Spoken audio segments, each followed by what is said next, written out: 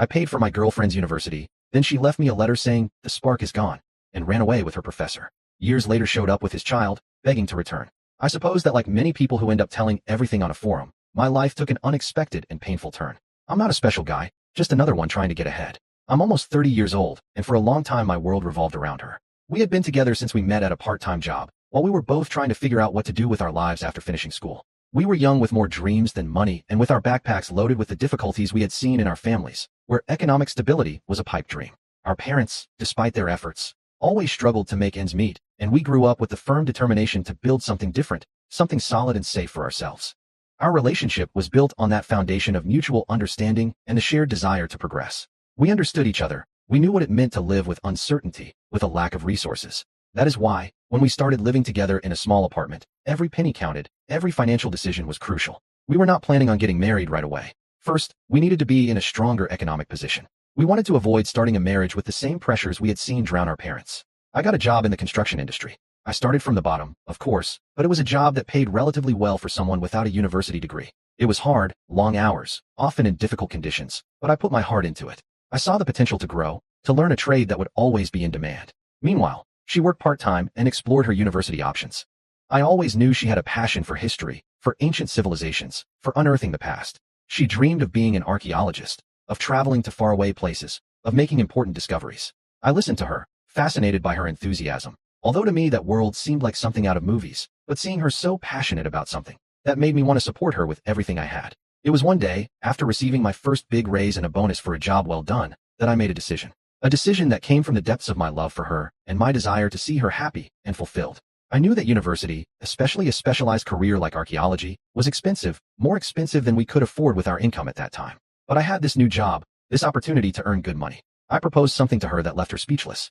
I told her that I would take care of paying her university tuition, her books, her essential expenses, so that she could dedicate herself to studying full-time or almost full-time, and that her part-time job would be just for her extras or personal savings. I wanted to take that financial burden off her so she could pursue her dream without the constant pressure of money. My girlfriend's reaction was one of total surprise and immense gratitude. She cried. She hugged me tightly. She thanked me over and over again. She told me I was the best man in the world, that no one had ever done something like that for her.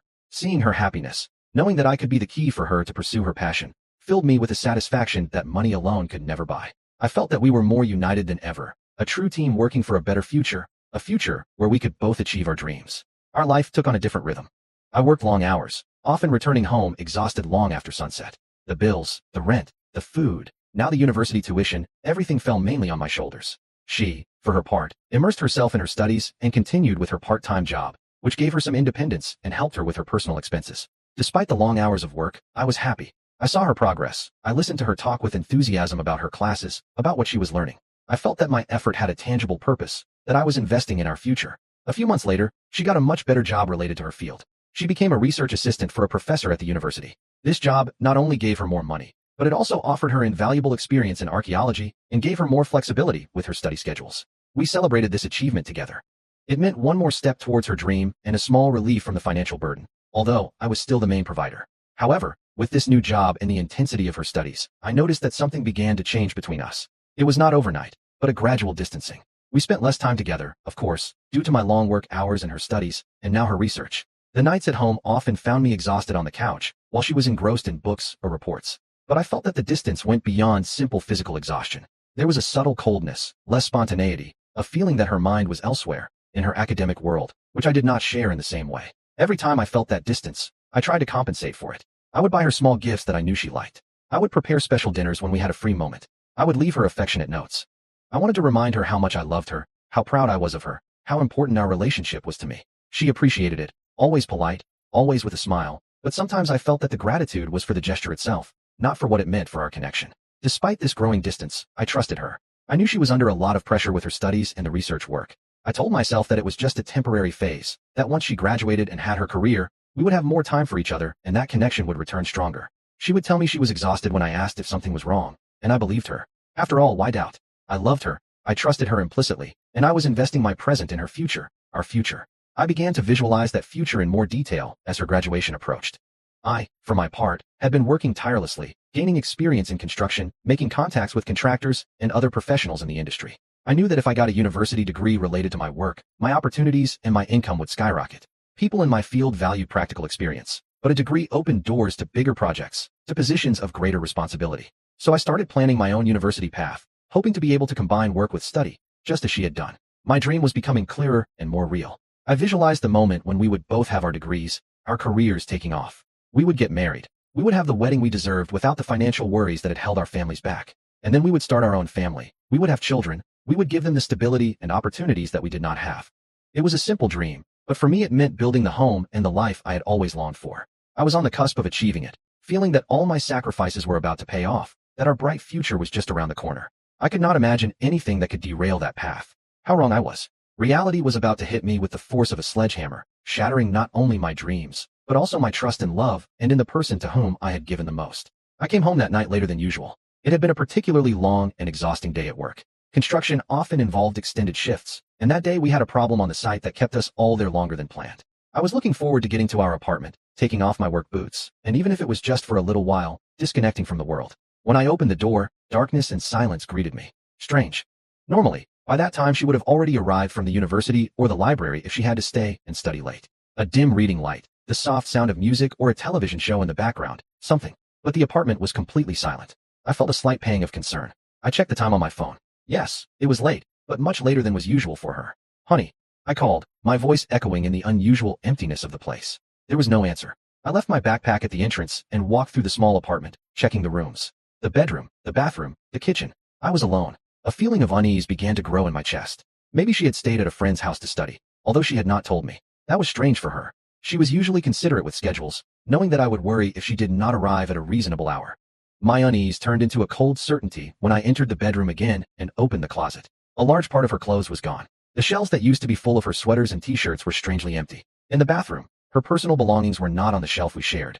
Her travel suitcase, which we kept at the top of the closet, was not in its usual place. A dull panic began to rise in my throat. This was not just her staying out late. This was different. It seemed as if she had left. But why? Where? Without saying anything, I took out my phone. My hands trembled slightly. I dialed her number. It rang and rang. And then voicemail. I tried again. Straight to voicemail. She sent it to voicemail.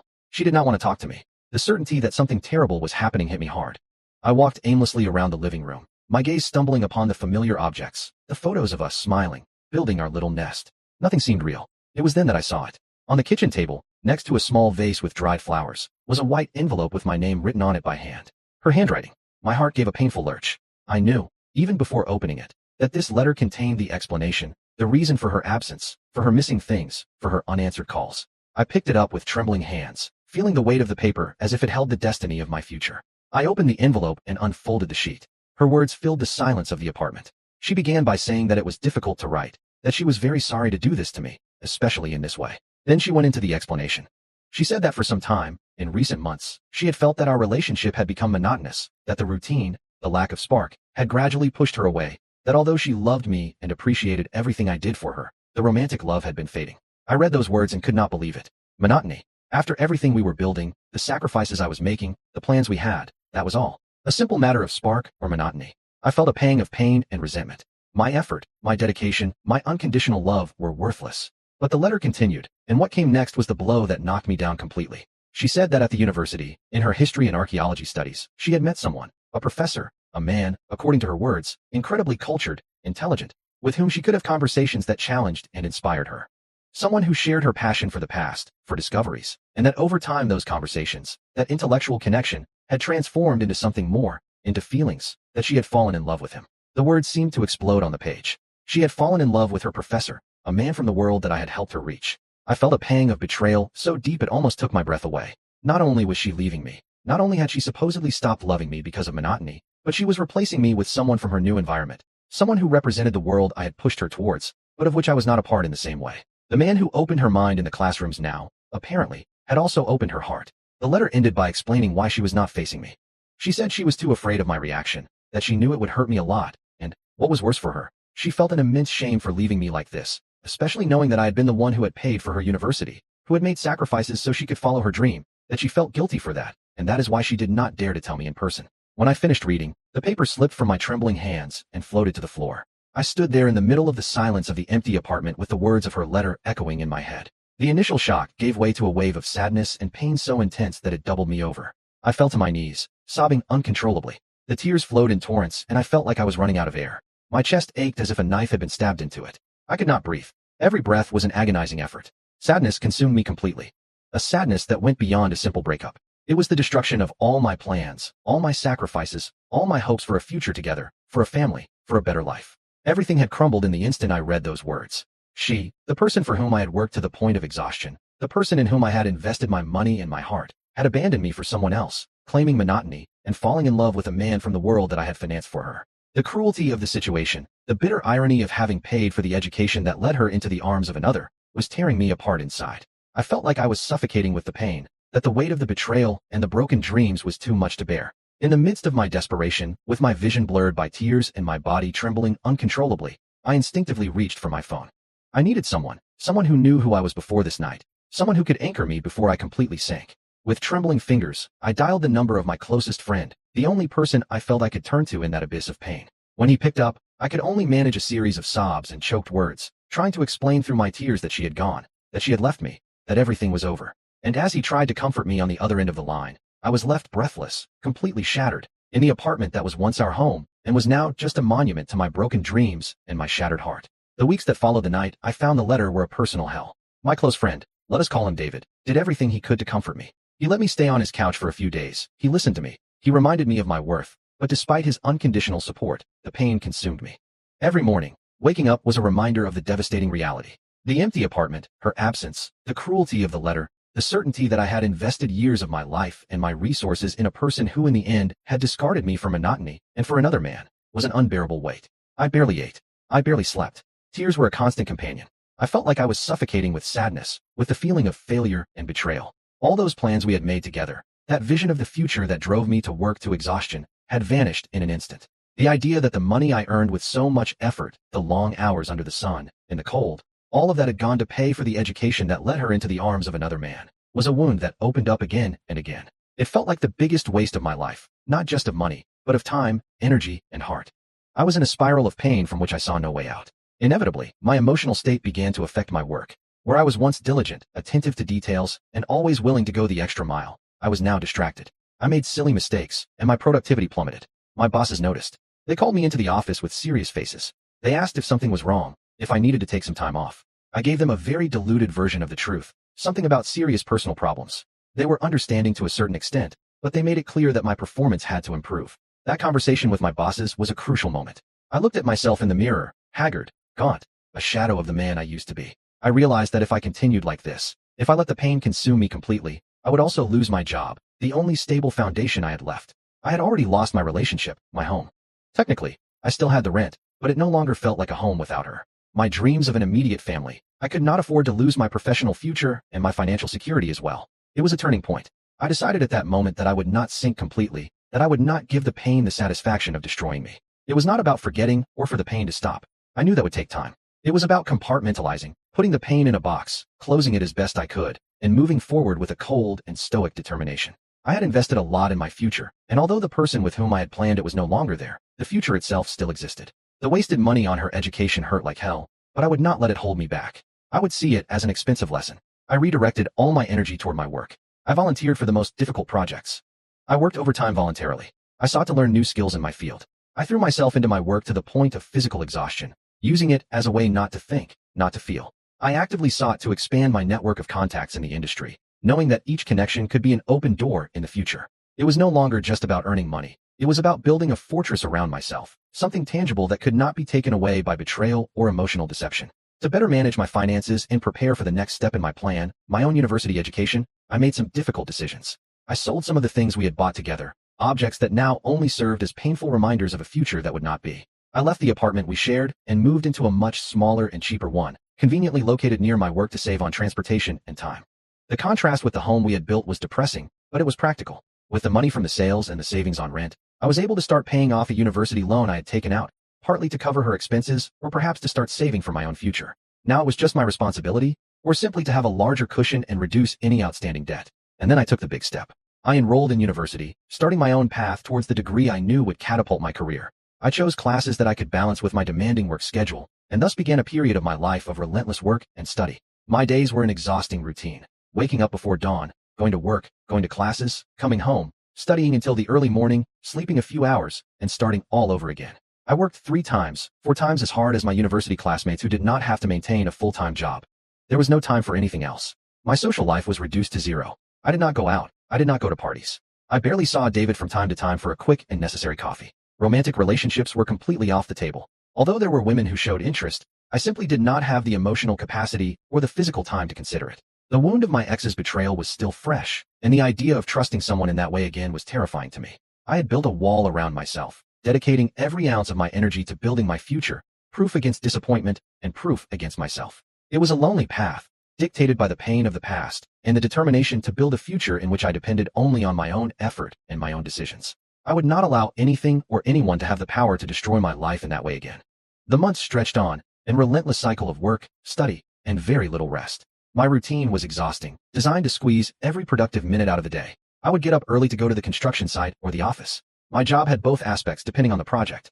I would spend the afternoon at the university and the nights I would dedicate to studying in my small apartment. My social life, as I mentioned, had been reduced to the necessary interaction with my work colleagues, my professors, and very occasionally, a quick conversation with David to assure him that I was still alive. I did not see my old friends at all. It was not that I had an active resentment that drove me to actively avoid them all the time, although the disappointment at their lack of support was still there. I simply did not have time. My focus was singular: work, study, build my future. Everything else was a distraction I could not afford. In the midst of this self-imposed isolation, my phone, which rarely rang for anything other than work or my few calls to David, began to receive messages and calls from an unknown number at first, which I later identified. It was from Maria, another generic name, my ex-girlfriend Sarah's best friend.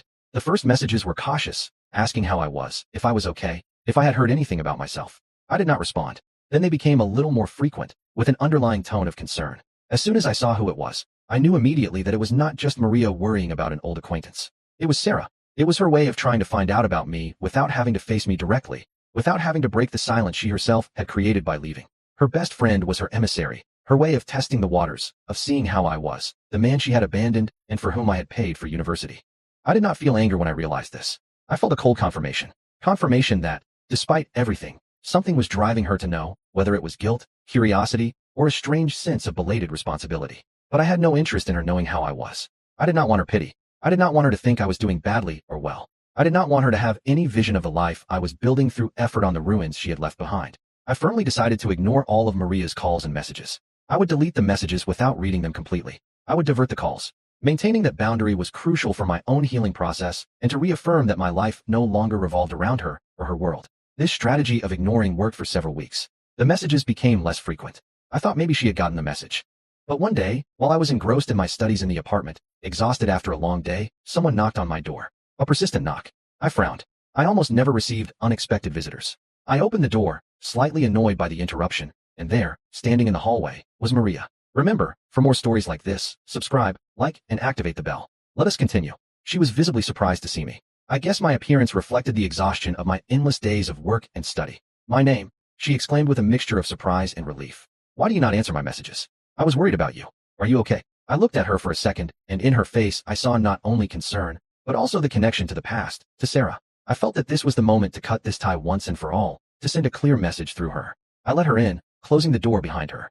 I went back to the small table where I was studying and sat down, gesturing for her to take a seat in the only extra chair. Maria, I said, my voice tired but firm, with no trace of the anger or pain I used to feel when I thought of Sarah. I know you have been trying to contact me, and I know it is not just you.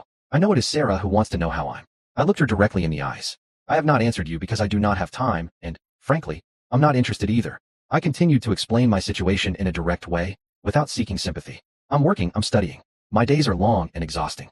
Every free minute I have, I dedicate to trying to move forward in my life. I do not have time for social media. I do not have time to go out. I do not have time for the past. I was very clear on this last point. Sarah decided to leave my life in a very definitive way, and I have accepted that decision.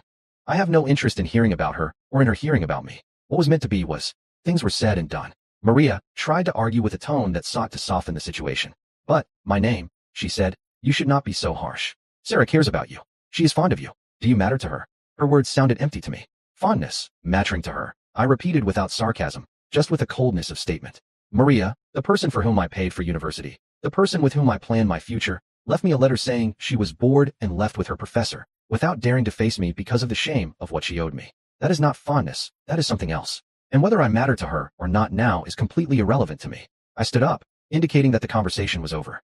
I appreciate you being concerned, Maria, I said, maintaining a respectful tone despite the firmness of my words.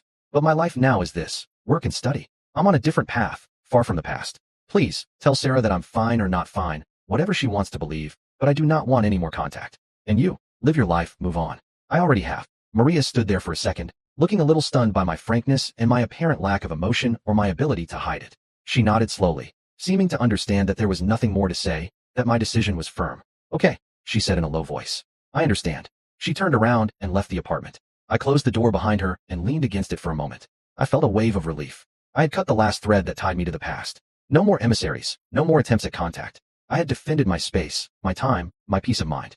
I sat down again at my study table, looking at the books and notes. The loneliness of the apartment did not feel empty now, it felt like my own. It was my space to rebuild, free from the shadows and complications of the past. The road was hard, yes, but now, finally, I felt that I was walking it completely alone, depending only on myself. And that, after all, was exactly what I needed. The months turned into almost a couple of years of that exhausting routine that I had chosen for myself. Work, study, work, study. The weekends were just an extension of this discipline, dedicated to university projects or extra shifts at my job to cover expenses and continue saving. My social life remained on hold. My friend David was still my only regular contact outside of the work and academic sphere, and our conversations continued to be necessary anchors in the midst of my self-imposed isolation. I did not hear from Maria, my ex's friend, again, which meant that Sarah had not tried to contact me through her again. The past, at least in that respect, had remained silent, allowing me to concentrate all my energy on the present and the future that I was building brick by brick. During all this time, my focus on my studies was total. I did not go to university just to hang out. I went with a purpose. Every class, every assignment, every exam was an opportunity to absorb knowledge that I knew I would apply directly in my career. My years of practical experience in construction gave me an advantage. I could understand theoretical concepts by seeing them applied in the real world. This combination of experience and academic dedication began to make me stand out. My professors, who I suppose were used to students more focused on social life or less committed, began to notice me. They saw that I not only got good grades, but I also participated actively, asked relevant questions, and showed a deep understanding of the subject matter, often relating it to practical situations. It was at the beginning of my final year when one of my main professors, a highly respected figure in my field, let us call him Professor Evans, called me after a class. I thought maybe he wanted to talk about an assignment or recommend an additional course, but what he proposed far exceeded any expectation I could have had. He invited me to join a very important research and development project that he and other professors were working on in collaboration with a company in the sector. It was a cutting-edge project, something that could have a significant impact on our industry. I felt a wave of pure excitement, the kind of enthusiasm I had not felt since before the breakup. It was an incredible opportunity to apply what I was learning at a much higher level, to work side by side with experts in my field, and to make contacts that would be worth gold in my future career. I did not hesitate for a second. I thanked Professor Evans profusely and assured him that I would dedicate myself to the project with all my effort. This was the tangible reward for my sacrifices, the validation that my effort was paying off. Accepting to join the project meant adding another layer of demand to my already saturated routine. Now I had my full-time job, my full-time university studies, and this high-level research project. My schedule became inhuman. I would go from the construction site to the university, from the university to project meetings, and the few hours I had left I would dedicate to studying for my classes or working on the project's deliverables. Sleep became a rare and precious luxury.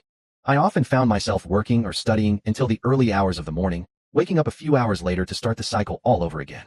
Physical exhaustion was constant, a persistent backdrop in my life. There were moments when the fatigue overwhelmed me, when I wondered if all this extreme effort was worth it, but then I would remind myself why I was doing it. I had a clear vision. I knew that the experience I was gaining in this project, combined with my university degree and my practical experience, would make me a highly valued professional in my field. This would open doors to much better paying jobs, to the financial stability I had always sought. The current sacrifice, the lack of sleep, the absence of a personal life were a necessary investment in that future. It was a price I was willing to pay. I was not going to let the betrayal of the past define my destiny. I was going to build my success with my own hands, based on my own merit. Working on the project with the professors was an accelerated learning experience. It exposed me to complex problems, to advanced methodologies, to a way of thinking that elevated my understanding of my field to a new level. I was not just learning, I was contributing in a significant way. My practical experience turned out to be invaluable for the research team, helping to bridge the gap between theory and real application. The professors valued my perspective, my work ethic, and my dedication. I was building not only experience, but a solid reputation among people who mattered in my industry. And although I did not know it at the time, this project and the connections I was forging would be the springboard that would take me much further than I had ever imagined, paving the way for the kind of financial and professional success I had dreamed of and beyond. Graduation was approaching, and with it the promise that this period of titanic effort was about to take a transformative turn. The years passed, a relentless cycle of work, study, projects, and very little sleep. My life had become a constant marathon, but the end was in sight. Graduation, the moment for which I had worked tirelessly since I decided to invest in myself after my world fell apart. The anticipation was mixed with a deep exhaustion, but the idea of crossing that finish line pushed me to keep going. Graduation day arrived. It was a crowded event for most, full of proud families, friends celebrating. For me, it was a little different. My parents, as was usual in my life, were not present. They were never an active part of my academic or professional achievements. The only people in the stands, waiting for me with genuine smiles and enthusiastic applause when my name was called, were David, my faithful friend, who had been there in my worst moments, and Professor Evans, along with 2 other professors who had been key to the project, who were now my partners. It was a small group, yes, but their presence meant more to me than a stadium full of faces I barely knew. Their support, their faith in me, was all I needed. Upon receiving my diploma, I felt a wave of pride that completely filled me, not for the piece of paper itself, but for what it represented: years of sacrifice, of overcoming despair, of building something solid from nothing. I had achieved it solely through my own effort and the timely help of a few. After the ceremony, Professor Evans and my other partners approached, their faces beaming with pride, even more so than mine. They congratulated me effusively on my graduation and, above all, on my exceptional work on the project. And then they gave me the news that would transform my future overnight. The project we had been working on tirelessly, the one that had cost me countless hours of sleep, had been a resounding success, not only at a research level, but commercially. They had secured significant funding and, as a result, the project had officially become a company, a real company with the potential for massive growth in our industry. And my role in that company far exceeded anything I could have anticipated when I joined the project. They offered me to be the head of a key area, an area that I had helped develop with my practical experience and my vision. But not only that, in recognition of my fundamental contributions and my work ethic, they offered me to become a partner in the company, an owner. And to complete the picture, they invited me to join the board of directors. I went from being a part-time student with a full-time job and an uncertain future to being a partner, a boss, and a board member of a promising new company in my field.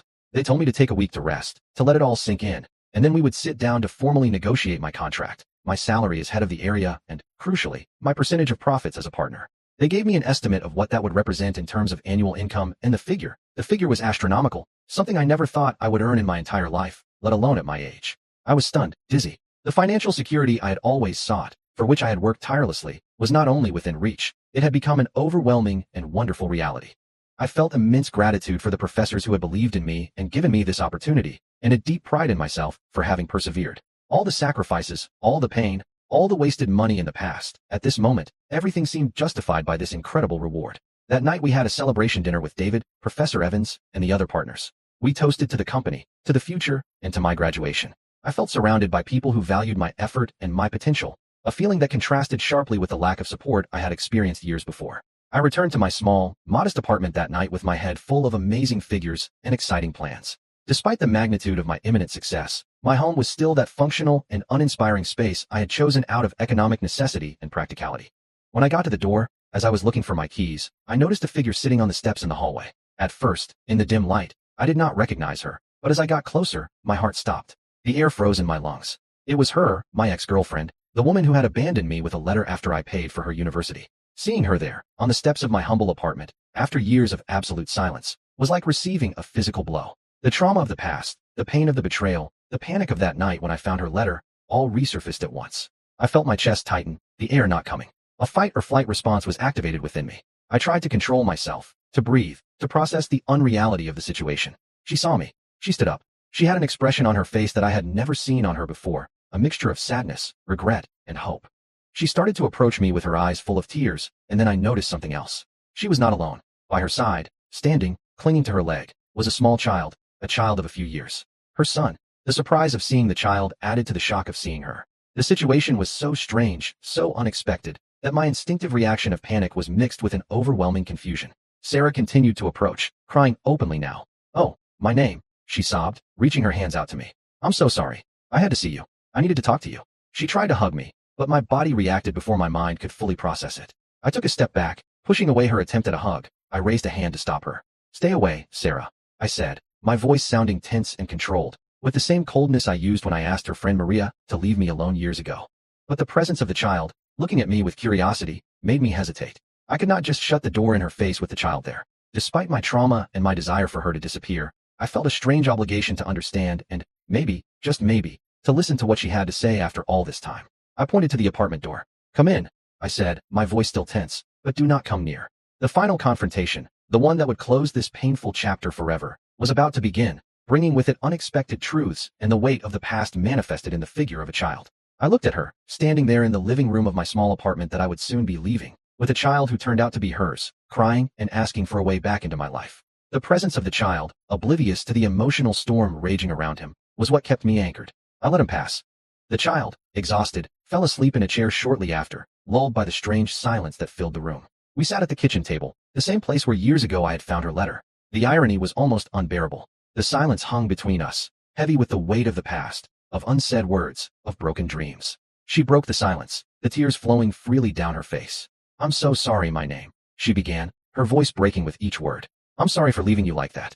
I'm sorry for the letter. I'm sorry for all the pain I caused you." I nodded, without speaking, urging her with my silence to continue. She told me her story. How yes, at university she met that professor. She spoke of his charisma, his brilliant intellect, how he made her feel understood and challenged in a way that, according to her, I no longer did. A pang of pain for my sacrifices resurfaced, but I contained it.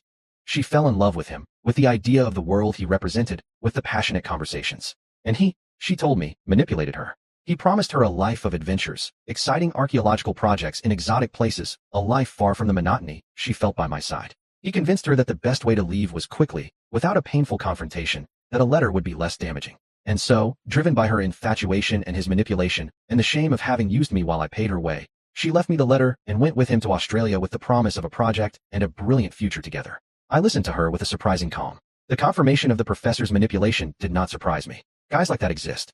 What hurt me was that she, an intelligent woman, had been so gullible, so willing to throw away a solid relationship for a fantasy and the promise of adventure, and that I had been the collateral victim of her selfish quest and his manipulation. But the story of Australia was not a fairy tale. She told me, her voice growing more bitter, that the reality of the professor and the project were not what they seemed. The project did not turn out to be so significant, and he was not the man she thought he was. Soon, she told me, she realized that he had other relationships, that he was not monogamous, and that he had not even been honest with her about it. When she tried to talk to him about her discomfort, about her desire for a committed relationship, he dismissed her coldly. He told her, she recounted with tears of humiliation, what did she expect? That she was just a student to whom he had given an opportunity, that she should not complain, and that just as he had taken her, he could discard her at any moment if she did not conform to his rules. She lived in that situation for a while, trapped in a faraway place with a man who treated her as disposable, far from her previous life. She told me that in her frustration and loneliness, she had tried to contact me through Maria, wanting to know about me, perhaps regretting her decision. But upon receiving no response, she assumed that I wanted nothing to do with her, and she resigned herself. The next part of her story was about the child sleeping in the chair. She discovered she was pregnant. The professor's reaction was one of panic and absolute rejection. He told her he was not going to be responsible for that child, that he was already older and did not want children. Despite her pleas and arguments, he was firm. He gave her a considerable amount of money and disappeared from her life, leaving her alone and pregnant in a foreign country. She gave birth, tried to get by with the money he left her, but raising a child alone, without support, in an unknown place, was incredibly difficult. The expenses quickly exceeded the money she had. Finally, after a while, she saved enough for a return ticket. She returned to the United States without a place to go other than, I suppose, her parents' house. I listened to all of this, my mind processing the twists and turns of her fate. I did not feel joy at her suffering, only a strange confirmation that actions have consequences. When she finished speaking, silence returned to the table. Then, with a new wave of tears and a voice full of, I suppose, belated regret and a hope born of desperation, she reached her hands out to me. "And now," she said, trying to take mine, "I know you have achieved incredible things. I have heard, I have seen a little. You were successful. I love you, my name, I always loved you deep down. And now we can have that family you always wanted. We can build our life together." It was astonishing. After destroying my life, abandoning me for an adventure that went wrong, treating me like something disposable, she was now back upon hearing that I was doing well, wanting to claim the future that I had built alone on the ruins she had left. The coldness of her proposal, though wrapped in tears and words of love, made me pull my hands back abruptly. I felt an icy calm descend over me. It was time to speak my truth, not to hurt her as she had hurt me, but to bring a definitive closure. I looked into her eyes without anger, only with a deep and weary disappointment. "Sarah," I said, my voice low, "I have heard your story, and I'm sorry. I'm sorry that your path was not what you expected." I paused. "But when you left, you did not just take your things, you took all the plans we had made, all the hopes I had for us." I told her about the family I wanted to build, about the secure life I imagined, about how my effort was directed towards that goal with her. "And you threw it all away for an adventure and the empty promise of some guy." She tried to interrupt, crying harder, apologizing again, but I continued to speak with a determination that came from years of lonely struggle. It does not matter anymore, Sarah. Your apologies, your belated regret, do not change what happened. They do not undo the pain. They do not rebuild the years I spent picking up the pieces and building my life anew. I looked at her, and at that moment I saw with total clarity the path I had traveled alone. I realized something very important when I was at the bottom, alone, working and studying to the point of exhaustion. I realized that the only person I needed to achieve my goals was myself, that I could build my own life, my own success, depending solely on my own effort and my own determination. I pointed towards the door, my voice firm. I'm sorry for the situation you are in, and I'm sorry for the child. But he has a father who, however irresponsible he may be, is his father, and I'm not him. I cannot be responsible. I took out my wallet. I gave her a considerable amount of money. This is to help you get to your parents' house, so you can start over there. I stood up, indicating that the conversation was over. But this is all, Sarah. This is over. You left my life a long time ago, and I do not want you to be a part of it again. Ever. She stood up too, the tears streaming down her face, reaching out her hands again, begging desperately, please, my name, please, forgive me. We can be a family. You are successful now. We can have the life you dreamed of. I love you. We can try again. Her pleas echoed in the small apartment, but I remained motionless, impassive in the face of her tears, recognizing the desperation of the situation, but also the underlying interest in her voice. She wanted the life I had built, not necessarily me. I did not respond. I did not yield. I simply maintained my posture, my firm gaze, until she finally understood that my decision was unshakable. She picked up her sleeping son and, between sobs, left the apartment. I closed the door behind her, and a deep and, this time, complete and healing silence enveloped me. I was left alone in the apartment, feeling the weight of all the years of struggle, of pain, of sacrifice. And at that moment I realized that finally I had closed that cycle. I had faced the past, the person who had caused me so much harm, and I had reacted not from the anger or desperation of before, but from the strength and clarity I had gained. I had proven, both to her and to myself, that her betrayal had not destroyed me. Now my life was in an incredible place. I had a promising career, a partnership in a growing company, a financial security that surpassed my wildest dreams. And yes, I was getting to know that woman from my industry, intelligent, funny, who had also made it on her own. Our conversations were stimulating, our connection genuine, life was moving on. Over time I found out, through casual channels, that Sarah was living with her parents and working a job that barely allowed her to get by. I felt neither rejoicing nor deep pity, just one more confirmation of the reality I had expressed that night. Actions have consequences. Each person decides their own destiny through the decisions they make. She made hers, seeking adventure and easy glamour, and I made mine, choosing perseverance and solitary construction. In the end, we both reaped what we sowed, and I, finally free from the weight of the past, was ready to fully enjoy the life it had cost me so much to build, knowing that things, despite everything, really did get better.